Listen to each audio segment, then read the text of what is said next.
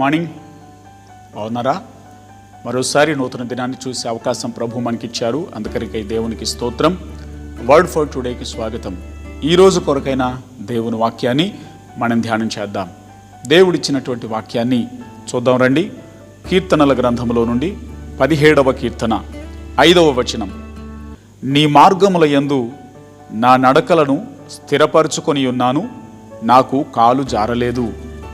కీర్తనకారుడు చెప్తున్నటువంటి మాట, దేవుని వాక్యంలో ఈరోజు నీ కొరకు మాట్లాడుతున్న దేవుని మాట.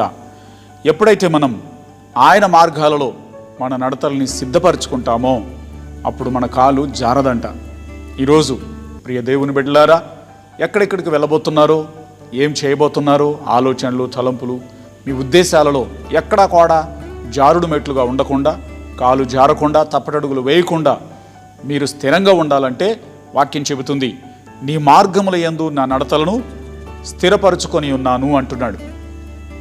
నువ్వు కూడా దేవుని యొక్క మార్గంలో, దేవుని వాక్యములో, దేవుని ఉపదేశాల్లో స్థిరంగా ఉండు. కథలకు ఏ ఆలోచన వచ్చినా, ఏ తలంపు వచ్చినా, ఏ పని చేయవలసి వచ్చినా దేవుని వాక్యం మీద స్థిరపడి బేస్ అయి ఆలోచన చేసుకొని దేవుని వాక్యానుసారంగా చేయడానికి, ప్రవర్తించడానికి, ఆలోచించడానికి తీర్మానం చేసుకో. అప్పుడు నువ్వు చేసే పని ఎక్కడ కూడా తప్పటడుగులు పడవు, నీ కాలు జారదు, నోరు జారదు, ప్రవర్తనలో జారిపోయే పరిస్థితే ఉండదు. కాబట్టి ఈరోజు కోసం దేవుడు నిన్ను స్థిరపరచునట్లుగా ప్రార్థన చేస్తాను. పరమ తండ్రి, నీకు వందనాలు నాయన.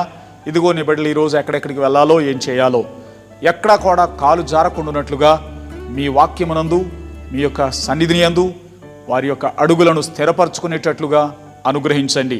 అయ్యా, నీ మార్గముల యందు మా నడతల్ని స్థిరపరచుకుంటే మా కాళ్ళు జారవని, మా అడుగులు తప్పటడుగులు పడవని ఈరోజు మాతో మాట్లాడినందుకు స్తోత్రం.